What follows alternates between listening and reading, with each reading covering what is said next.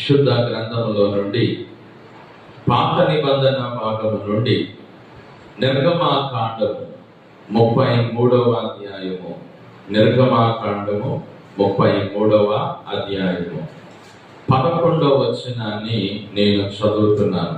11వ వచనం, మనుష్యుడు తన స్నేహితునితో మాట్లాడినట్లు యెహోవా మోషేతో ముఖాముఖిగా మాట్లాడుచుండెను. తరువాత అతడు పాలెములోనికి తిరిగి వచ్చుచుండెను. అతని పరిచారకుడును నూను కుమారుడునైన యెహోషువ అను యవనస్తుడు గుడారములో నుండి వెలుపలికి రాలేదు. దేవునికి స్తోత్రం. హల్లెలూయా. ప్రియులారా, ఇక్కడ చదివిన వాక్యములో నుండి మనము నేర్చుకునే ఒక అద్భుతమైన అంశం ఏమిటి అని అంటే, యెహోషువను గురించి ఒక అద్భుతమైన మాట ఇక్కడ బైబిల్ గ్రంథంలో రాయబడింది. ప్రియులారా, మోషే పరిచారకుడు గురించి అక్కడ అంటాడు. మరి 11వ వచనంలో 4వ లైన్లో, అతని పరిచారకుడును నూను కుమారుడైన యెహోషువను యవనస్తుడు గుడారములో నుండి వెలుపలకి రాలేదు. హల్లెలూయా. ఇక్కడ ఏ గుడారములో నుండి ఆయన రాలేదు బయటికి అనే విషయాన్ని మనము చూడాలి. ఎందుకు ఆయన బయటికి రాలేదు అనే విషయాన్ని మనం ఈరోజు చూడబోతా ఉన్నాం. ఇక్కడ మీకు ఈ వాక్యం అర్థం అవ్వాలి అని అంటే, ఈ గుడారం ఏమిటి అనేది అక్కడ 33వ అధ్యాయము 7వ వచనంలో మనం చూడొచ్చు. నేను చదువుతున్నాను.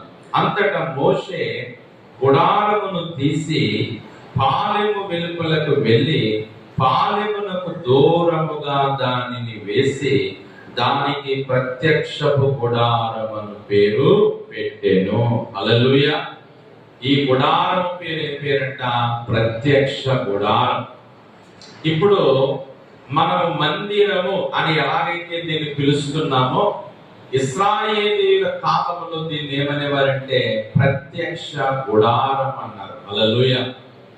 సొలొమోను వచ్చి మందిరాన్ని కట్టే వరకు కూడా ఇశ్రాయేలీయులు దేవుడిని ఎక్కడ ఆరాధించేవారంటే ప్రత్యక్ష గుడారంలో ఆరాధించేవారు.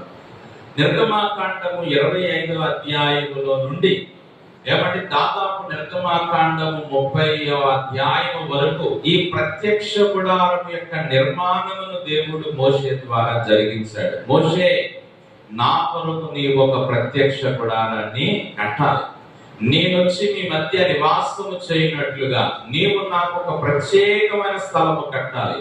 దాని పొడుగు ఎంత, దాని వెడల్పు ఎంత, దాని ఎత్తు ఎంత, దాన్ని ఈ విధంగా కట్టాలి. ఆవరణము, పరిశుద్ధ స్థలము, అతి పరిశుద్ధ స్థలము అనే 3 భాగాలు ఆ ప్రత్యక్ష గుడారానికి ఉండాలి. ఇలాగా దేవుడు మోషే ద్వారా ఒక ప్రత్యక్ష గుడారాన్ని కట్టించాడు. ప్రియులారా, ఆ ప్రత్యక్ష గుడారం కట్టబడిన తర్వాత ఈ ప్రత్యక్ష గుడారమును వీళ్ళు ఏం చేసేవారంటే, ఇశ్రాయేలీయులు వారు 40 సంవత్సరాల అరణ్య ప్రయాణములో వారి యొక్క ప్రయాణంలో ఎక్కడికెక్కడికైతే వారు వెళ్ళారో, ఎక్కడెక్కడైతే వారు ఉండేవారో ఆ ఉన్న చోటి ప్రత్యక్ష గుడారాన్ని చేసేవారంటే వేసుకునేవారు. హల్లెలూయా. మీకు అర్థం అవ్వాలని అంటే, ఇప్పుడు ఈ ఊరు నుంచి వేరే ఊరు వెళ్ళి అక్కడ కొన్ని దినాలు ఉండిపోయారనుకో, ఈ ఊరిలో ప్రత్యక్ష గుడారాన్ని ఇప్పేసి మరలా ఆ ఊరిలో ప్రత్యక్ష గుడారాన్ని వేసేవారు. అక్కడి నుంచి దేవుడు వారిని మరలా వేరే స్థలానికి వెళ్ళమనే వరకు కూడా ఆ ఊరిలో ఉన్నంత కాలము కూడా ప్రత్యక్ష గుడారాన్ని వారు అక్కడ వేసుకుని అక్కడ దేవుడిని ఏం చేసేవారంటే ఆరాధించేవారు అన్నమాట. హల్లెలూయా. ఇప్పుడు ఈ యొక్క మందిరము ఉందనుకోండి, దీన్ని ఇప్పేసి మరలా వేరే చోట మనం వేయలేం. ఇదేంటంటే మరి చక్కగా కాంక్రీట్ తో కట్టబడింది కాబట్టి ఇది ఎక్కడికి పడితే అక్కడికి మనం దీన్ని ఏం చేయలేము, తీసుకెళ్ళాలి. అదే గుడారం అనే దాన్ని మనం ఎక్కడికైనా ఏం చేయొచ్చు, తీసుకెళ్ళిపోవచ్చు. దాన్ని మనం ఇప్పేసి ఆ గొడ్డలు ఇప్పేసి ఆ తాళ్ళు ఇప్పేసి ఆ మెటీరియల్ అంతా తీసేసి మరలా ఎక్కడ ఖాళీ స్థలం ఉంటే అక్కడికి మనం దాన్ని తీసుకుని వెళ్ళి అక్కడ వేసుకోవచ్చు. అలాగా మోషే కాలంలో ప్రత్యక్ష గుడారాన్ని వారు ఎక్కడ దేవుడు వారిని నడిపిస్తే అక్కడికి ఆ ప్రత్యక్ష గుడారాన్ని తీసుకుని వెళ్ళి అక్కడ ఆ ప్రత్యక్ష గుడారాన్ని వేస్తా ఉండేవారు.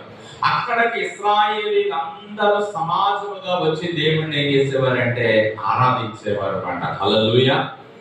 అలాంటి ఆ పరిస్థితిలో ఇక్కడ మనం చూస్తున్నాము. చూడండి దేవుని బిడ్డలారా, ఇక్కడ మోషే ప్రత్యక్ష గుడారమును అక్కడ పాలెములో వేశాడని బైబిల్ చెప్తా ఉంది. తర్వాత 7వ వచనంలో తర్వాత మాట అంటాడు, దానికి ప్రత్యక్ష గుడారం అని పేరు పెట్టారు. యెహోవాను వెతికిన ప్రతివాడు పాలెమునకు వెలుపట ఉన్న ప్రత్యక్ష గుడారమునకు వెళ్ళుచు వచ్చేను. హల్లెలూయా. ప్రత్యక్ష గుడారానికి వెళ్తాము వస్తా ఉండేవారట. ఎవరో యెహోవాను వెతుకు ప్రతివాడు అంటే దేవుణ్ణి ఆరాధించే ప్రతివాడు ఆ పాలెము వెలుపట వేసిన ప్రత్యక్ష గుడారము దగ్గరికి వెళ్ళి దేవుణ్ణి ఆరాధించి దేవుణ్ణి కలుసుకుని మరలా కొంత సమయం తర్వాత ప్రత్యక్ష గుడారంలో నుంచి బయటికి వచ్చేవారు. ఇలాగ జరుగుతా ఉన్న పరిస్థితి. అయితే ఇక్కడ బైబిల్ గ్రంథంలో మనం ఈ రోజు తెలుసుకోవాల్సిన గొప్ప సత్యం ఏంటంటే, యెహోషువ పరిచారకుడు అనే యెహోషువ, మోషే పరిచారకుడు అనబడిన యెహోషువ ఆ ప్రత్యక్ష గుడారములోనికి వెళ్ళాడు కానీ దానిలో నుండి బయటకు అతను రాలేదట. హల్లెలూయా. అక్కడ చదివిన మాట అది. చాలా మంది ప్రత్యక్ష గుడారానికి వస్తున్నారు, వెళ్ళిపోతున్నారు ఆరాధన చేసేసి. చాలా మంది ప్రత్యక్ష గుడారానికి వస్తున్నారు, వెళ్ళిపోతున్నారు ఆరాధన చేసేసి. కానీ యెహోషువ మట్టుకు ప్రత్యక్ష గుడారమును వదిలిపెట్టి ఆయన రాలేదు. గుడారమును విడిచిపెట్టి వెళ్ళిపెట్టి అతడు రాలేదు. ఇక్కడ వాక్యంలో మనం గమనించినట్లయితే వాక్యము ఇలాగున సెలవిస్తా ఉంది. నేను చదువుతాను 8వ వచనం నుండి. ఇంకా మోషే ఆ గుడారమునకు వెళ్ళినప్పుడు ప్రజలందరూ లేచి ప్రతివాడు తన గుడారపు ద్వారమందు నిలిచి అతడు ఆ గుడారములోనికి పోవు వరకు అతని వెనుక తట్టు నిదానించి చూచుచుండెను. మోషే ఆ గుడారములోనికి పోయినప్పుడు మేఘస్తంభము దిగి ఆ గుడారపు ద్వారమందు నిలవగా యెహోవా మోషేతో మాటలాడుచుండెను. ప్రజలందరూ ఆ మేఘస్తంభము గుడారపు ద్వారమున నిలుచుట చూచి లేచి ప్రతివాడు తన గుడారపు ద్వారమందు నమస్కారము చేయుచుండిరి. మనుష్యుడు తన స్నేహితునితో మాట్లాడినట్లు యెహోవా మోషేతో ముఖాముఖిగా మాట్లాడుచుండెను. తర్వాత అతడు పాలెమునకు తిరిగి వచ్చుచుండెను. చూడండి, ఇక్కడ 11వ వచనంలో మరలా మోషే గురించి ఒక మాట చెప్పబడింది. మనుష్యుడు తన స్నేహితులతో మాట్లాడినట్లు యెహోవా మోషేతో ముఖాముఖిగా మాట్లాడుచుండెను. తర్వాత అతడు పాలెములోనికి తిరిగి వచ్చుచుండెను. మోషే కూడా గుడారంలోనికి వెళ్ళి మరలా ఎక్కడికి వచ్చేస్తున్నాడు? పాలెములోకి వచ్చేస్తున్నాడు. మోషే కూడా గుడారంలోనికి వెళ్ళి తర్వాత పాలెములోకి వచ్చేస్తున్నాడు. మోషే ఆ గుడారంలోనికి వెళ్ళి దేవునితో మాట్లాడాడంటే ఎలా మాట్లాడాడ? మనుష్యుడు తన స్నేహితునితో ముఖాముఖిగా మాట్లాడినట్లు మోషే ఆ ప్రత్యక్ష గుడారంలో దేవునితో ఏం చేశాడు? మాట్లాడేవాడు. మాట్లాడి తన పాలెములోనికి తిరిగి వచ్చాడు. అతని పరిచారకుడును నూను కుమారుడైన యెహోషువ యవనస్తుడు గుడారములో నుండి వెలుపలకి రాలేదు. హల్లెలూయా. ఈరోజు మన అంశం ఏంటంటే యెహోషువ గుడారములో నుండి వెలుపలకి రాలేదు. ప్రియులారా, గుడారములో నుండి వెలుపలకు రాలేదు. ఈ ప్రత్యక్ష గుడారము అనబడిన దానిలో నుండి యెహోషువ వెలుపలకి రాలేదు. ప్రియులారా, గమనించినట్లయితే ఇక్కడ ఒక అద్భుతమైన మాట మనం తెలుసుకోవాలి. ఏంటంటే ఎందుకు యెహోషువ ఆ ప్రత్యక్ష గుడారములో నుండి బయటికి రాలేదు? హల్లెలూయా. ఏమండి, ఆ విషయాన్ని మనము జాగ్రత్తగా ఈ యొక్క దినము మనము ధ్యానం చేద్దాం. ఎందుకు యెహోషువ ఆ ప్రత్యక్ష గుడారంలో నుండి బయటికి రాలేదు అనే విషయాన్ని మనం చూద్దాం. ఎందుకు బయటికి రాలేదు అని అంటే, ప్రత్యక్ష గుడారము అనగా ఏమిటంటే దేవుని సన్నిధి ఉండే స్థలం అది. హల్లెలూయా. ఏమండి, ఏమిటది? దేవుని సన్నిధి ఉండే స్థలం. ఆ దేవుని సన్నిధి ఉండే స్థలమును యెహోషువ ఎంతో దాన్ని ఏం చేస్తున్నాడంటే ప్రేమిస్తున్నాడు. హల్లెలూయా. అది వదిలి అతను బయటికి రావడానికి ఇష్టము పడటం లేదు. ఆ గుడారమును విడిచిపెట్టి బయటికి రావాలనుకోవట్లేదు. ఈ రోజు నా ఇందులో ఉన్న ఆత్మీయ సత్యం ఏంటంటే మనము దేవుని సన్నిధిని ఎంత ప్రేమిస్తున్నాం. హల్లెలూయా. దేవుని సన్నిధిలో మనం ఎంత గడుపుతున్నాం, దేవుని సన్నిధిలో మనం ఎంత సమయాన్ని ఉంటున్నాం. మనం ఎలాంటి వాళ్ళం అంటే రావడం ఆలస్యం, ఎప్పుడు వెళ్ళిపోదాం అనే రకాలు. ఏమండి, రావడమే మనకు ఆలస్యం, ఎప్పుడు వెళ్ళిపోదాం అనుకుంటా ఉంటుంటాం. కానీ యెహోషువ అయితేనంట అసలు ఆ గుడారాన్ని వదిలిపెట్టి బయటికి ఏం చేయలేదట, రావటం లేదు. యెహోషువ గుడారాన్ని విడిచిపెట్టి బయటికి రావటం లేదు పిల్లగా. అంటే దేవుని సన్నిధిని యెహోషువ అంతగా ఏం చేస్తున్నాడంటే ప్రేమిస్తా ఉన్నాడు. మొదటి సంగతి. హల్లెలూయా. ఆ గుడారాన్ని వదిలిపెట్టి యెహోషువ రావాలని అనుకోవట్లేదు, రావాలని పెంచడం లేదు. కొన్నిసార్లు చూడండి, కొంతమంది కొన్ని స్థలాలకు వెళ్ళినప్పుడు ఆ స్థలాన్ని విడిచిపెట్టి ఏం చేయలేరు, రాలేదు. ఆ స్థలాన్ని విడిచిపెట్టి రాలేదు. ఆలోచన చేస్తే బైబిల్ గ్రంథంలో మరి లోతు కుటుంబము సొదొమ గొమొర్రాలో ఉన్నప్పుడు ఆ సొదొమ గొమొర్రా పట్టణాన్ని దేవుడు అగ్ని గంధకముల చేత కాల్చి వేసే ముందు ఆ లోతు కుటుంబాన్ని బయటికి దేవుడు ఏం చేశాడంటే రమ్మని పిలిచాడు. అయితే లోతు కుటుంబము బయటికి వస్తున్నారు కానీ లోతు భార్య ఆ స్థలమును విడిచిపెట్టడానికి ఆమెకు ఏమాత్రం మనసు రావడం లేదు. ప్రభు ఏమన్నాడు, వెనకకి కనీసం వెనక్కి కూడా మీరు చూడద్దు, ఆ స్థలాన్ని వదిలేసి బయటకు వచ్చేయండి అంతే. ఇంకా కనీసం దాని వెనక్కి కూడా మీరు చూసి తిరిగి చూడద్దు అని చెప్తే ఆ లోతు భార్య దేవుని మాట వినకుండా వెనక్కి తిరిగి ఆమె చూసింది, ఉప్పు స్తంభముగా మారిపోయింది. అసలు ఆయన ఎందుకు ఈ మాట చెప్పానంటే ఆ స్థలమును విడిచిపెట్టి రావడం ఆమెకి ఏం లేదంటే ఇష్టం లేదు. ఇక్కడ మనం చూస్తే యెహోషువ కూడా దేవుని గుడారమును విడిచిపెట్టి రావడం ఆయనకి ఏమవట్లేదంటే ఇష్టం అవటం లేదు. హల్లెలూయా. ఈ రోజు నా మొదటి సంగతి ఏంటంటే దేవుని సన్నిధిని మనం ఎప్పుడు కూడా ఏం చేయకూడదంటే విడిచిపెట్టకూడదు. హల్లెలూయా. ఆయన సన్నిధిని మనం ఎప్పుడు విడిచిపెట్టకూడదు. ఆయన సన్నిధిలోనే ఉండాలి, ఆయన సన్నిధిలోనే గడపాలి, ఆయన సన్నిధిలోనే నేను ఉండాలి అనే మనస్సు మనకి కావాలని ఈ దినమున దేవుడు మనతో ఆయన మాట్లాడుతూ ఉన్నాడండి. హల్లెలూయా. ఏమంటే మనం లోకంలో చాలా స్థలాల్లో గడుపుతూ ఉంటాం. ఆ చాలా స్థలాల్లో గడిపేటప్పుడు మనకి ఏ విధమైనటువంటి ఏమంటే ఉపయోగం ఉండదు. కానీ దేవుని సన్నిధిలో గడిపిన సమయాన్ని బట్టి నీకు చాలా ఉపయోగం, ఆశీర్వాదం ఉంటుంది. హల్లెలూయా. బైబిల్ గ్రంథంలోని దావీదు అనబడిన ఒక ఆయన, దావీదు అనబడినటువంటి వ్యక్తి దేవుని సన్నిధిని కోసం ఒక మంచి మాట చెప్పాడు. ఆ మాట చదువుదాం చూడండి.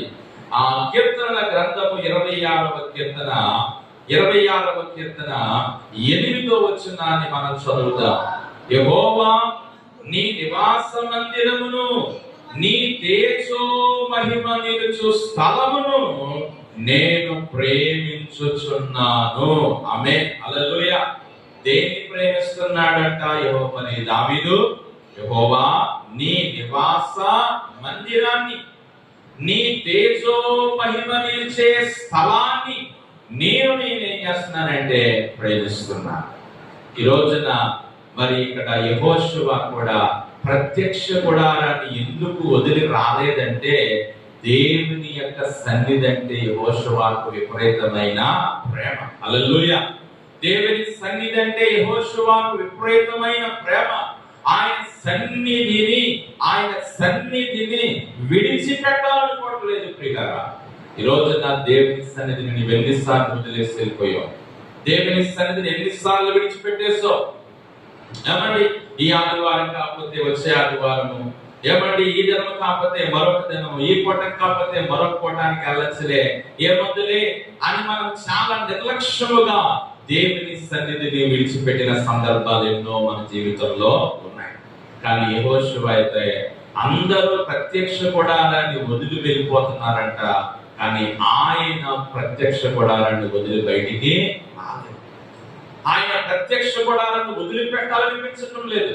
అందుకే అక్కడ రాయబడింది, మరి మోషే పరిచారకుడైన యెహోషువ ఆ మందిరమును, ఆ గుడారమును విడిచి బయటకు అతడు వెలుపలకి రాలేదు. హల్లెలూయా. ఈ రోజు నా ప్రియమైన దేవుని బిడ్డలారా, మనము దేవుని సన్నిధిని విడిచిపెట్టకూడదు అని ప్రభు చెప్తా ఉన్నాడు. ఏమంటే దేవుని సన్నిధిని మనం విడిచిపెట్టకూడదు. ఆయన సన్నిధిని మనం ఎప్పుడు నిర్లక్ష్యం చేయకూడదు. ఆయన సన్నిధిని మనము ప్రేమించాలి. బైబిల్ గ్రంథంలోని నెహెమియా కాలంలోని ఇశ్రాయేలీలందరూ ఒక తీర్మానం తీసుకున్నారు. ఏమిటి ఆ తీర్మానం? ఒకసారి చదువుదాం చూడండి. నెహెమియా గ్రంథము 10వ అధ్యాయము, నెహెమియా గ్రంథము 10వ అధ్యాయము ఆ చివరి మాట ఏమిటి? ఆ మాట, మా దేవుని మందిరమును మేము విడిచిపెట్టము. ఆమేన్, హల్లెలూయా. ఏమంటే యెహోషువ గ్రంథము 10వ అధ్యాయము 39వ వచనము చివరి మాటలో ఉన్న మాట, మా దేవుని మందిరమును మేము విడిచిపెట్టము. ఈ రోజున ఎంతమంది విడిచిపెట్టేశారో మందిరాన్ని? ఎక్కడికైనా వెళ్ళిపోతాయంటే పాస్టర్ గారి జైలు వెళ్ళిపోతారంటే అక్కడే కదా ఉంటుంది, వచ్చేవాళ్ళమైనా వెళ్ళొచ్చులే.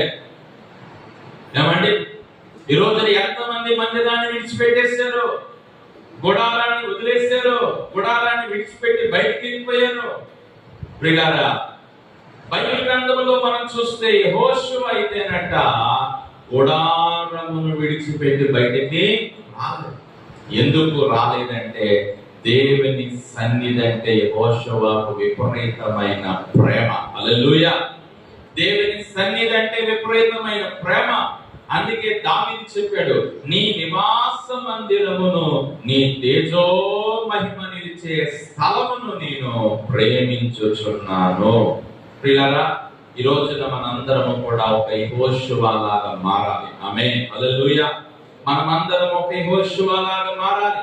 ఎలాగంటే ఆయన సన్నిధిని మనం ఎప్పుడూ కూడా ఏం చేయకూడదంటే విడిచిపెట్టకుండా, అనగా ఆయన సన్నిధిలో జరిగే ఆరాధనలు, ఆయన సన్నిధిలో జరిగే కూడికలను మనం ఎప్పుడు మానివేయకుండా ఆయన సన్నిధిని మనం ఏం చేయకూడదంటే విడిచిపెట్టకూడదు. ఏమండి ప్రియులారా, ఎప్పుడా దేవుని సన్నిధికి నేను వెళ్ళాలా అనే ఆతృత, ఆసక్తి కలిగి దేవుని సన్నిధిలో గడపాలి. ప్రియులారా, బైబిల్ గ్రంథంలో 84వ కీర్తన మొదటి చరణం చదవండి. కోరాహు కుమారుడు ఏమంటారో చూడండి ఒకసారి. సైన్యములకు అధిపతియగు యెహోవా, నీ నివాస యంత్రరమ్యములు, యెహోవా మందిరావరణములను చూడవలెనని నా ప్రాణము ఎంతో ఆశపడుచున్నది, అది సొమ్మసిల్లుచున్నది. జీవముగా దేవుని దర్శించుటకు నా హృదయమును, నా శరీరమును ఆనందముతో కేకలు వేస్తా ఉన్నాయి. హల్లెలూయా. ఏమంటున్నాడు కోరాహు కుమారుడు? యెహోవా మందిరావరణాలు చూడాలని నా ప్రాణము ఎంతో ఆశపడతా ఉంది. ఆయన మందిరావరణాలు చూడాలి. నేను ఎప్పుడు నా దేవుని మందిరానికి వెళ్తానా, ఎప్పుడు ఆయన సన్నిధిలో కనబడతానా, ఎప్పుడు ఆయన్ని దర్శిస్తానా, ఎప్పుడు నా దేవునితో ఉంటానా అని దేవుని సన్నిధి కోసము వారు చాలా వారు ఆరాటపడుతున్నారు. ఏమని ఎంతో సంతోషిస్తూ ఉన్నారు. ఆయన సన్నిధిలోనికి వెళ్ళాలని చెప్పి వారు గంతులు వేస్తూ ఉన్నారు. ఈ రోజున మనం అదే మాట గమనించాలి. అదే మాటను మనం ఆధారం చేసుకుని ఇంకో మాటలో కూడా దావీదు అంటాడు, 122వ కీర్తన మొదటి చరణంలో, యెహోవా మందిరమునకు వెళ్ళుదుమని జనులు నాతో అనినప్పుడు నేను సంతోషించాను. హల్లెలూయా. ఏమండి, దేవుని మందిరానికి వెళుతామని చెప్పినప్పుడు జనులు నేనేం చేస్తాను? సంతోషించాడట, గంతులేసేసాడట. ఈ రోజున మనకి దేవుని మందిరం అంటే ఎక్కడలేని చేస్తాడు. దేవుని మందిరం అంటే ఎక్కడ లేనటువంటి అనేక అడ్డులు ఆటంకాలు చేస్తా ఉంటాయి. కానీ దావీదు ఏమంటాడంటే దేవుని మందిరమునకు వెళ్ళుదాము అన్నప్పుడు జనులు నేనెంతో సంతోషించాను. దేవుని మందిరాన్ని విడిచిపెట్టద్దు, దేవుని సన్నిధిని విడిచిపెట్టద్దు. ప్రియులారా, యెహోషువను చూస్తాం, దావీదును చూస్తాం, తర్వాత మనము కోరాహు కుమారులను చూస్తాం. వీళ్ళందరూ కూడా దేవుని సన్నిధి అంటే విపరీతమైన ప్రేమ కలిగి ఉన్నారు. హల్లెలూయా! విపరీతమైన ప్రేమ కలిగి ఉన్నారు. మనము దేవుని సన్నిధిని అంటే ఎంత ప్రేమిస్తున్నాం, ఆయన సన్నిధిలో ఎంత గడుపుతున్నాం, ఆయన సన్నిధిలో ఎంత మన సమయాన్ని హెచ్చిస్తున్నాం, ఆయన సన్నిధిలో ఎంత సమయాన్ని మనము పిల్లల ఖర్చు పెడుతున్నాం. ఏమండి, ఈ రోజున మనం గమనించాలి దేవుని బిడ్డలారా. మరి యెహోషువ దేవుని ప్రత్యక్ష గుడారమును వదిలిపెట్టి బయటికి రాలేదు. చూడండి, మాట మీకు అర్థమయ్యే భాష చెప్పాలంటే, మనం పిల్లలకు కొన్నిసార్లు అంటాం, ఆ టీవీని వదిలేసి రా, కాసేపు చదువు పుస్తకం. ఏమంటే టీవీకి అతుక్కుపోయావు. ఏమండి, ఇప్పుడు టీవీలు కాదు, ఇప్పుడు ఏంటి, సెల్ ఫోన్. ఏమండి, ఇప్పుడు కాలం మారిపోయింది, ఫోన్లు. ఇంకెంతసేపు ఆ phone phone phone phone phone పట్టుకునే నీ టైం అంతా వృధా చేస్తున్నావు. దాన్ని పక్కన పెట్టి కాసేపు, దాన్ని వదులు కాసేపు. ఏమండి, ఈ రోజున లోకంలో మనం దేనితో ఎక్కువ సమయాన్ని గడుపుతున్నాం? యెహోషువ అయితే దేవుని సన్నిధిని విడిచిపెట్టి బయటకి రాలేదు. ఈ రోజున మన సమయాన్ని దేవుని సన్నిధిలో మనము గడపాలి. మరలా మనము ఈ నిర్గమాకాండము 33:11కి రండి. నిర్గమాకాండం 33:11కి మనం వచ్చి ఆ మాట చదివితే, అతని పరిచారకుడును నూను కుమారుడునైన యెహోషువను యవనస్తుడు గుడారములో నుండి వెలుపలకి రాలేదు. హల్లెలూయా! ఇక్కడ మొదటిది నేనేం చెప్పానంటే, యెహోషువ దేవుని సన్నిధిని ప్రేమించాడు, అందుకే అతను వెలుపలకి రాలేదు. రెండో మాట, ఈ మాటలో ఎందుకు ఆ యొక్క యెహోషువ గుడారములో నుండి వెలుపలకి రాలేదు అంటే, దేవుని సన్నిధి యొక్క విలువని ఎరిగిన వాడు యెహోషువ. హల్లెలూయా! దేవుని సన్నిధి యొక్క విలువ. ఏమంటే the value of the God's presence. దేవుని సన్నిధి యొక్క విలువని ఎరిగిన వాడు. ఏమండి, పిల్లలు ఆలోచన చేసినట్లయితే, ఈ రోజున మనం లోకంలోని ఒక సీఎం గారునో ఒక పిఎం గారునో అపాయింట్మెంట్, ఆమె కలిసి అపాయింట్మెంట్ మనకు దొరికిందనుకో, మనం ఎంత దానికి ఇదైపోతామో. ఎందుకంటే సీఎం గారిని కలవడం అంటే అది మామూలు విషయము కాదు. ఒక పిఎం గారిని కలవడం అంటే అది మామూలు విషయము కాదు. వెంటనే వారిని కలిసేటువంటి అవకాశం వచ్చిందంటే, ఏంటంటే దాని విలువ మనకి తెలుసు. ఎప్పుడైతే మనం వాళ్ళని కలిసేసి స్టాటస్ లో పెట్టేద్దామో, ఇంకందరూ ఇట్లా ఇప్పుడెల్లో ఇప్పుడు తెలుసో, బాబు ఎలా దొరికింది నీకు అవకాశం, ఎలాగొచ్చింది, ఎలాగెళ్ళో, ఎంతసేపు ఉన్నావు, ఏం మాట్లాడో, ఇవన్నీ వచ్చేస్తాయి మన కామెంట్లు, ఫోన్లు కదా. ఎందుకంటే నీవు కలిసిన వ్యక్తి సామాన్యమైన వ్యక్తి, నీవు కలిసిన వ్యక్తి మామూలు వ్యక్తి కాదు. ఆయన చాలా విలువైన వ్యక్తి కాబట్టి ఆయన కలవడానికి నువ్వు వెళ్ళావంటే నీ యొక్క పిల్లల ఆ వాల్యూ నీకు తెలుసు కాబట్టి ఆ వాల్యూ నువ్వేం చేసుకుంటావంటే ఉపయోగించుకుంటావు. హల్లెలూయా! నేను అంటాను, ఒక సీఎం కన్నా, ఒక పిఎం కన్నా, ఈ ప్రపంచంలో ఎంత గొప్ప వ్యక్తి కన్నా మించిన దేవుడు మన దేవుడు. హల్లెలూయా! అందుకు మరి దేవుని బిడ్డలారా, యెహోషువ దేవుని సన్నిధి యొక్క విలువ ఎరిగిన వాడు కాబట్టి ఆ సన్నిధిని వదిలిపెట్టి ఆయన బయటికి, ఈ సన్నిధిని వదిలిపెట్టి నేను వెళితే ఈ విలువ, ఈ ఆనందం, ఈ సంతోషము, ఈ యొక్క ఆత్మీయత నాకు దొరకదు. అందుకని ఆయన ఏమండి, మోషే గుడారాన్ని విడిచిపెట్టి బయటికి వచ్చేసిన యెహోషువ గుడారంలో నుండి బయటికి. దేవుని బిడ్డలారా, నేనేమంటానంటే, రెండోది, ఎవరు దేవుని సన్నిధిని వదిలిపెట్టారంటే, ఒకటి దేవుని సన్నిధిని ప్రేమించేవారు. రెండు, ఎవరు దేవుని సన్నిధిని వదిలిపెట్టారంటే దేవుని సన్నిధి యొక్క విలువ తెలిసిన వారు. హల్లెలూయా! రెండవది ఎవరండి? దేవుని సన్నిధి యొక్క విలువ.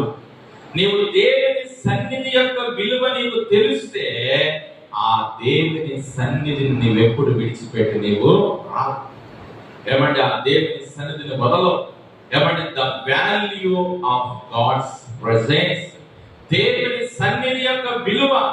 ఏమండి, ఈ రోజున దేవుని సన్నిధి విలువ నువ్వు తెలుసుకో. దేవుని సన్నిధి విలువ ఏంటంటే, 84వ కీర్తన 10 అంటాడు, ఆయన ఆవరణంలో ఒక దినము గడుపుట 1000 దినముల కన్నా శ్రేష్టము. హల్లెలూయా. ఏమండి, ఒక దినము ఈక్వల్ టు 1000 డేస్ అంటా ఉన్నాడు ప్రియులారా. ఏమండి, ఆయన ఆవరణంలో ఒక దినము గడుపుట 1000 దినముల కన్నా శ్రేష్టం. 1000 దినాలు నువ్వు ఎక్కడో గడిపేటువంటి సమయం కంటే దేవుని మందిరంలో ఒక దినము గడుపుట అది ఎంతో శ్రేష్టం. అది దేవుని యొక్క సన్నిధి విలువ. ఏమండి, మనము లోకంలో ఎక్కువ గడుపుతున్నాం, వాల్యూ లేనటువంటి స్థలంలో ఎక్కువ గడుపుతున్నాం. మనము విలువైన స్థలంలో ఎక్కువ సమయాన్ని చేయలేకపోతున్నాం అంటే గడపలేకపోతున్నాం. నేనేం చెప్పాలంటే, ఇక్కడ మనందరికీ హన్నా తెలుసు కదా. హన్నా తన కుమారుడైన సమూయేలును పుట్టినప్పుడు పాలు త్రాగే వయస్సు వరకు హన్నా పెంచుకుందంట. ఎవరిని? సమూయేలు. పాలు త్రాగుట మానేశాక ఆ హన్నా సమూయేలుని తీసుకెళ్ళి ఎక్కడ వదిలేసింది అంటే దేవుని సన్నిధిలో వదిలేసింది. హల్లెలూయా. ప్రియులారా, మనం గమనించినట్లయితే ఆ యొక్క సమూయేలు మొదటి గ్రంథంలో 24వ వచనం, పాలు మాన్పించిన తర్వాత అతడు ఇంకా చిన్నవాడై ఉండగా ఆమె ఆ బాలుడిని తీసుకుని 3 కోడెలు తూమిడి పిండిని ద్రాక్షారసపు తిత్తిని తీసుకుని షిలోహులో ఉన్న మందిరమునకు వచ్చిందంటండి. హల్లెలూయా. ఎప్పుడు తీసుకొచ్చింది సమూయేలు? అతడు ఇంకా చిన్నవాడై ఉండగా. ఏమండి, పిల్లల్ని ఎక్కడైనా వదిలేసి వచ్చేసేటప్పుడు పిల్లలు ఉంటారండి, ఉంటారు. మమ్మీ డాడీ అని వెనకాలే పరిగెడతారు. ఏమండి ప్రియులారా, పాలు త్రాగే వయస్సు వరకు సమూయేలు తన హన్నా తన తల్లితో పెరిగాడు. పాలు త్రాగుట మానివేశాక అతను దేవుని సన్నిధిలో వదిలేసింది. ఎందుకో తెలుసా? హన్నాకి దేవుని సన్నిధి విలువ తెలుసు. హల్లెలూయా. హన్నాకి ఏం తెలుసు అండి? దేవుని సన్నిధి యొక్క విలువ తెలుసు. ప్రియులారా, ఈ రోజున మన పిల్లలు ఎక్కడ ఉంటున్నారు? ఈ రోజున మన యవనస్తులు ఎక్కడ ఉంటున్నారు? ఈ రోజున ప్రియులారా, మన యొక్క పిల్లలు వారి సమయాన్ని ఎక్కడ గడుపుతున్నారు? ప్రియులారా, దేవుని సన్నిధి విలువ తెలిస్తే మనం ఎవరు ఆయన సన్నిధిని మనం ఏం చేయమంటే పోగొట్టుకోం, ఆయన సన్నిధిని విడిచిపెట్టాం. ఈ రోజు నేను చెప్తున్నాను, మరి ఈ హన్నా సమూయేలుని దేవుని సన్నిధిలో విడిచిపెట్టింది కాబట్టి అతను ఒక గొప్ప ప్రవక్త అయ్యాడు, ఒక గొప్ప యాజకుడయ్యాడు, ఒక గొప్ప న్యాయాధిపతి అయ్యాడు. 3 విధాలుగా ఇశ్రాయేలీయుల కొరకు ఈ సమూయేలు ఏం చేశాడు? పని చేశాడు. ఎందుకంటే ఆయన తన సమయాన్ని ఎక్కడ గడిపాడంటే దేవుని సన్నిధిలో. దేవుని సన్నిధిలో దేవుడు అతన్ని ఒక యాజకునిగా మార్చాడు. దేవుని సన్నిధిలో దేవుడు అతన్ని ఒక ప్రవక్తగా మార్చాడు. దేవుని సన్నిధిలో దేవుడు అతన్ని ఒక న్యాయాధిపతిగా మార్చాడు. ప్రియులారా, ఈ రోజున నేను అంటాను, ఎప్పుడైతే దేవుని సన్నిధిలో నువ్వు గడుపుతావో నిన్ను దేవుడు ఒక అందమైన పాత్రగా మారుస్తాడు. హల్లెలూయా. ఒక విలువైన పాత్రగా ఆయన మారుస్తాడనే విషయాన్ని మనం గమనించాలి ప్రియులారా. ఇది దేవుని సన్నిధి అంటే ఏంటంటే, ఇది నిన్ను దేవుడు ఒక విలువైన వ్యక్తిగా మార్చే స్థలం ఇది. హల్లెలూయా. నిన్ను దేవుడు ఒక విలువైన వ్యక్తిగా నిన్ను తయారు చేసే స్థలం ఇది ప్రియులారా. అందుకు మనం ఆయన సన్నిధిని మనం ఎప్పుడు ఏం చేయకూడదంటే పోగొట్టుకోకూడదు. నేను అంటాను, యెహోషువ గుడారంలో నుండి వెలుపలకి రాలేదు. గుడారంలో నుండి వెలుపలకి ఎందుకు రాలేదంటే ఆయన దేవుని సన్నిధి యొక్క విలువ ఎరిగినవాడు యెహోషువ. దేవుని సన్నిధి యొక్క విలువని ఎరిగినవాడు యెహోషువ. ప్రియమైన దేవుని బిడ్డలారా, అందుకే యెహోషువ మరి మోషే తరువాత యెహోషువ ఒక గొప్ప నాయకుడుగా దేవుని బిడ్డలారా దేవుడు అతన్ని చేశాడు. మోషే చనిపోయాక ఇశ్రాయేలీయులు ఎవరు నడిపించారు? యెహోషువ. మోషే తర్వాత ఇశ్రాయేలు నడిపించే గొప్ప భాగ్యాన్ని దేవుడు ఎవరికి ఇచ్చాడు? యెహోషువకి ఇచ్చాడు. ప్రియులారా, నేను అంటాను, ఈ జీవితంలో దేవుని సన్నిధి యొక్క విలువని ఎరుగుదాం. దేవుని సన్నిధి అంటే మామూలు విషయము కాదు. ఇది 4 గోడల బిల్డింగ్ కాదు. లేకపోతే దేవుని సన్నిధి అని అంటే ఇదేదో పిల్లరా ఒక పాక కాదు, పందిరి కాదు, గుడారం కాదు, టెంట కాదు. ఇది దేవుని సన్నిధి అంటే నిన్ను దేవుడు ఒక విలువైన వ్యక్తిగా మార్చే స్థలం ఇది. హల్లెలూయా. అందుకే ఆ సన్నిధిని మనం ఎప్పుడు ఏం చేయకూడదంటే విడిచిపెట్టకూడదు. ఆమేన్. హల్లెలూయా. ప్రియమైన దేవుని బిడ్డలారా, ఎందుకు యెహోషువ గుడారములో నుండి వెలుపలకు రాలేదు అంటే దేవుని సన్నిధి అంటే యెహోషువకు ఎంతో ప్రేమ. మొదటిది. రెండవది, యెహోషువ దేవుని సన్నిధి యొక్క విలువను ఎరిగినవాడు. హల్లెలూయా. మూడవదిగా చివరిగా ఎందుకు యెహోషువ దేవుని సన్నిధిని విడిచిపెట్టి అతను బయటికి రాలేదు అని మనం తెలుసుకోవాలంటే ప్రియులారా, దేవుని సన్నిధిలో ఉన్న ఆశీర్వాదమును ఎరిగిన వాడు యెహోషువ. హల్లెలూయా. మూడో మాట, దేవుని సన్నిధిలో ఉన్న ఆశీర్వాదమును ఎరిగిన వాడు యెహోషువ. దేవుని సన్నిధిలో ఉన్న ఆశీర్వాదము మామూలు ఆశీర్వాదము, ఆయన సన్నిధిలో ఉన్న ఆశీర్వాదము చాలా గొప్పది. ఆయన సన్నిధిలో ఉన్న ఆశీర్వాదం ఎంతో ఉన్నతమైనది. దేవుని సన్నిధిలో ఏ ఆశీర్వాదం ఉంది, దేవుని సన్నిధిలో ఏ ఆశీర్వాదం ఉంది అని మనం చూసినట్లయితే ఆయన సన్నిధిలో మనం ఏది అడిగినా దేవుడు మనకు అది ఇస్తాడు. హల్లెలూయా. ఆయన సన్నిధిలో మనం ఏది అడిగినా దేవుడు మనకు అది ఇస్తాడు. అది దేవుని సన్నిధిలో ఉన్న ఆశీర్వాదం. దేవుని సన్నిధిలో ఉన్న ఆశీర్వాదం అది. ఎందుకంటే బైబిల్ గ్రంథములో దేవుని సన్నిధిలో ఎవరెవరు ఎంతగా ఆశీర్వదించబడ్డారో మనకి తెలుసు. ఎవరెవరు ఎంతగా దీవించబడ్డారో అనేక మంది బైబిల్ గ్రంథంలో ఉదాహరణలు మనకి కనబడతా ఉన్నాయి. ప్రియులారా, బైబిల్ గ్రంథంలో మనం చూద్దాము. దేవుని సన్నిధిలో ఉన్న ఆశీర్వాదము ఎంత గొప్పది అని మనకు తెలియాలి అని అంటే బైబిల్ గ్రంథంలో మనం చదువుదాం. చూడండి, పరిశుద్ధ గ్రంథంలో లూకా సువార్తలోనికి మనం వచ్చినట్లయితే అక్కడ ఒక స్త్రీ కనబడుతుంది. ఆమె హన్నా అనే ఒక ప్రవక్తని. చూడండి, లూకా సువార్త 2వ అధ్యాయము 33వ వచనం. మరియు ఆషేరు గోత్రికురాలును పనూయేలు కుమార్తె అయిన అన్నా అను ఒక ప్రవక్త్రి ఉండేది. ఆమె కన్యత్వం మొదలు 7 ఏళ్లు పెనిమిడితో సంసారం చేసి బహుకాలము గడిచినదే 84 సంవత్సరములు ఎదవరాలై ఉండి దేవాలయము విడువక ఉపవాస ప్రార్థనలతో రేయింబలలో సేవ చేయుచుండెను. ఆమె కూడా ఆ గడియలోనే లోపలికి వచ్చి దేవుని కొనియాడి యెరూషలేములో విమోచన కొరకు కనిపెట్టుచున్న వారందరితో ఆయనను గురించి మాట్లాడుచుండెను. అంతటి వారు ప్రభువు ధర్మశాస్త్రము చెప్పున సమస్తము తీర్చిన పిమ్మట గలిలయలోని నజరేతును తమ ఊరికి తిరిగి వెళ్ళిరి. హల్లెలూయా. ఇక్కడ అన్నా అనబడినటువంటి ఈ ప్రవక్త్రి 84 సంవత్సరాలు ఎక్కడ గడిపిందంటే దేవుని సన్నిధిని విడువక, దేవాలయమును విడువక 84 సంవత్సరాలు ఆమె యొక్క జీవితం అంతా ఎక్కడ గడిపిందంటే దేవాలయంలోనే.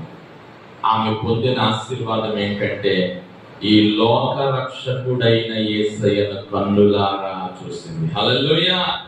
ఏమండి, ఈ లోక రక్షకుడైన యేసయ్యను కన్నులారా చూసింది.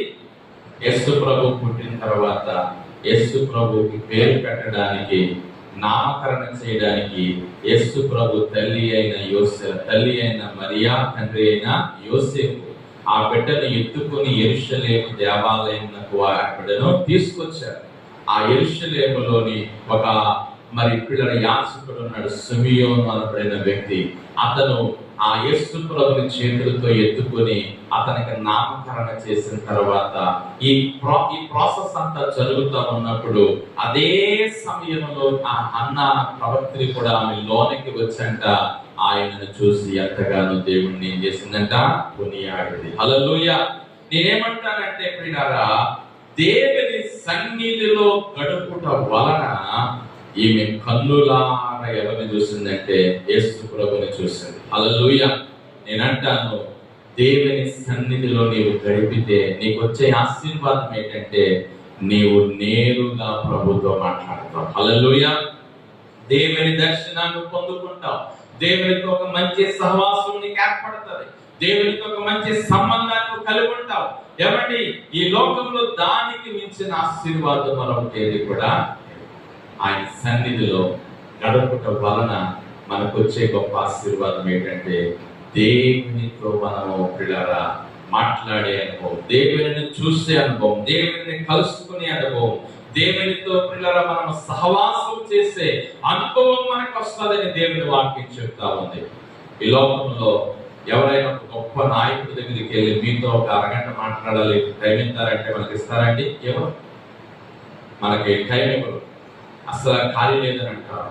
కనీసం ఒక నిమిషం కూడా వాళ్ళతో మనకు మాట్లాడడానికి టైం ఇవ్వరు. కానీ ప్రభువు అయితే నువ్వు ఎప్పుడు ఆయన దగ్గరకు వచ్చిన ఆయన నీతో మాట్లాడడానికి సిద్ధంగా ఉన్నాడు. ఆయన హల్లెలూయా. నువ్వు ఎప్పుడు ఆయన దగ్గరికి వచ్చినా ఆయన నీతో మాట్లాడడానికి, నీతో సహవాసం చేయడానికి, నీతో గడపడానికి ఆయన ఏమంటే సిద్ధముగా ఉన్నాడు. ఈజ్ ఆల్వేస్ రెడీ టు ఏమంటే మేక్ ఫెలోషిప్ విత్ యు. ఆయన నీతో సహవాసం చేయడానికి ఆయన సిద్ధముగా ఉన్నాడు. కాబట్టి దేవుడా నేనేమంటానంటే మూడవది, యెహోషువ దేవుని సన్నిధిలో ఉన్న ఆశీర్వాదమును ఎరిగిన వాడు. హల్లెలూయా. దేవుని సన్నిధిలో ఉన్న ఆశీర్వాదం ఎరిగిన వాడు. అందుకే ఆ దేవుని సన్నిధిని విడిచిపెట్టి అతను బయటికి, ఆ గుడారాన్ని విడిచిపెట్టి బయటికి రావలేదు. ఏమండి, గుడారాన్ని విడిచిపెట్టి బయటికి రావటం లేదు యెహోషువ. ఎందుకని అంటే ఆ దేవుని సన్నిధిలో ఉన్నటువంటి ఆశీర్వాదం ఎరిగిన వాడు. ఈ మధ్యాహ్న కాల సమయంలో మనము దేవుని సన్నిధి యొక్క విలువను ఎరిగి మనము ఆయన ఆరాధించాలి, ఆయన స్తుతించాలి, ఆయన కనపరచాలని దేవుని బిడ్డలారా ఈ రోజున మీతో ప్రభు మనతో మాట్లాడుతూ ఉన్నారు. చూడండి, యెహోషువ వలె దేవుని సన్నిధిని విడిచిపెట్టనటువంటి అనేక మంది బైబిల్లో ఉన్నారు. అందులో మరొక వ్యక్తిని నేను జ్ఞాపకం ప్రియులారా, అతను ఏ ఆశీర్వాదాన్ని పొందుకున్నాడో మనం చూసి ముగించుకుందాం. ఆదికాండము 18వ అధ్యాయము 22వ వచనం చదవండి. ఆ మనుషులు అక్కడ నుండి తిరిగి సొదొమ వైపుగా వెళ్ళిరి. అబ్రహాము ఇంకా యెహోవా సన్నిధిని నిలుచుచుండెను. హల్లెలూయా. ఏమండి, ఆ మనుషులు వెళ్ళిపోయారు. ఏ మనుషులు? సొదొమ గొమొర్రా పట్టణముల గురించిన సమాచారం అబ్రహాము దగ్గరికి తీసుకొచ్చిన దేవుని దూతలు. అయితే అబ్రహాము అంట ఇంకా యెహోవా సన్నిధిని నిలుచుండెను అనే మాట మనం చూస్తున్నాం. అబ్రహాము ఎక్కడ ఉండిపోయాడు? యెహోవా సన్నిధిలో ఉండిపోయాడు. అబ్రహాము అక్కడ ఉండిపోయి సొదొమ గొమొర్రా పట్టణం కొరకు దేవుని దగ్గర ఏం చేస్తున్నాడంటే ప్రార్థన చేస్తున్నాడు, పోరాడుతున్నాడు, పెనుగులాడుతున్నాడు. ప్రభువా, సొదొమ పట్టణంలో ఒక 50 మంది నీతిమంతులుంటే ఆ యొక్క పట్టణమును నాశనం చేయకుండా నువ్వు కాపాడుతావా, నువ్వు దాన్ని అని అంటా ఉన్నాడు. ఇలాగా దేవుని సన్నిధిలో ఒక్కడే మిగిలిపోయి, ఎక్కడే ఉండిపోయి దేవుని సన్నిధిలో దేవునితో పోరాడుతూ ఉన్నాడు, పెనుగులాడుతూ ఉన్నాడు. హల్లెలూయా. నేను అంటాను ప్రియులారా, అదే చెప్పాను కదా, దేవుని సన్నిధిలో ఉన్న ఆశీర్వాదం ఏంటంటే దేవునితో మాట్లాడే ఆశీర్వాదం. హల్లెలూయా. దేవునితో మనం సహవాసం చేసే ఆశీర్వాదం. ఏమండి, ఆయన సన్నిధిలో మనం అడిగినవి దేవుడు ఇస్తాడు. అది ఆయన సన్నిధిలో ఉన్న ఆశీర్వాదం. ఇప్పుడు అబ్రహాము సొదొమ పట్టణం కొరకు ఆయన ప్రార్థన చేస్తున్నాడు. అబ్రహాము దేవుడిని అడుగుతున్నాడు, 50 మంది ఉంటే ఆ పట్టణమును కాపాడతావా? 45 మంది ఉంటే కాపాడతావా? 40 మంది ఉంటే కాపాడతావా అని అడుగుతున్నప్పుడు, నీవన్నట్టుగా అలాగ ఉంటే నేను తప్పకుండా ఆ పట్టణం ఏం చేస్తాను? అంటే దీని అర్థం ఏంటి? దేవుని సన్నిధిలో మనం అడిగినవన్నీ ఏం చేసుకుంటామంటే పొందుకుంటాం. హల్లెలూయా. దేవుని సన్నిధిలో మనం అడిగినవన్నీ సంపాదించుకుంటాం. ప్రియమైన దేవుని బిడ్డలారా, చివరిగా ఇంకొక మాట, దేవుని సన్నిధిలో ఆశీర్వాదం అని అంటే యాకోబు యెబ్బోకు రేవు దగ్గర అందరినీ పంపేసాడట. తన భార్యలను, తన దాసీలను, తన పిల్లలందరినీ, పనివారిని పంపేసి ఆయన ఒక్కడే మిగిలిపోయాను అంటది అక్కడ. హల్లెలూయా. ఆ మాట చదవండి. యాకోబు ఒక్కడే మిగిలిపోయాడు. ఎందుకు మిగిలిపోయాడు యాకోబు ఒక్కడేనంటే అక్కడ యాకోబు దేవునితో పెనుగులాడుతా ఉన్నాడు. హల్లెలూయా. దేవుని సన్నిధిలో మనం ఏం చేయాలండి? పెనుగులాడాలి. దేవుని సన్నిధిలో మనం దేవుడిని అడగాలి. అప్పుడు దేవుడు ఖచ్చితంగా మనం అడిగినవన్నీ దేవుడు మనకు ఆయన ఇస్తాడు. అక్కడ యాకోబు ఏమడిగాడంటే, నీవు నన్ను ఆశీర్వదించితేనే గాని నిన్ను పోనీయను. హల్లెలూయా. దేవుడు అతన్ని ఆశీర్వదించే వరకు కూడా అతను దేవుడిని ఏం చేయలేదంటే వదలలేదు. దేవుని సన్నిధిని వదలలేదు. ప్రియులారా, ఈరోజు నేనేమంటానంటే, దేవుని సన్నిధిలో ఉన్న ఆశీర్వాదం ఏంటంటే, నువ్వు ఏది అడుగుతావు అది నీకు దొరుకుతుంది. హల్లెలూయా. నువ్వు ఏది అడుగుతావు అది పొందుకుంటావు. నువ్వు ఏది మొరపెడతావో దేవునికి అది నీకు దేవుడు ఇస్తాడు. ఇదిగో ఉదాహరణకు యాకోబును చూస్తాం, ఉదాహరణకు అబ్రహామును చూస్తాం. వారు దేవుని సన్నిధిలో అడిగినవి దేవుడు వారికి ఇస్తానని వాగ్దానం చేశాడు, వారికి ఇచ్చాడు. ఈ రోజున దేవుని సన్నిధిలో నీవు అడిగినదల్లా పొందుకుంటావు. కాబట్టి ఆయన సన్నిధిని మనం ఎప్పుడు ఏం చేయదండి? నిర్లక్ష్యం చేయాలి. ఈ రోజు మనం నేర్చుకున్న వాక్యం ఏమిటంటే, యెహోషువ గుడారమును విడిచిపెట్టి వెలుపలకి, గుడారము విడిచిపెట్టి వెలుపలకు రాలేదు. ఏ గుడారం అది? ప్రత్యక్ష గుడారం. ఆ ప్రత్యక్ష గుడారమును విడిచిపెట్టి యెహోషువ రాలేదు. ఎందుకు రాలేదంటే, దేవుని సన్నిధి అంటే యెహోషువ విపరీతమైన ప్రేమ.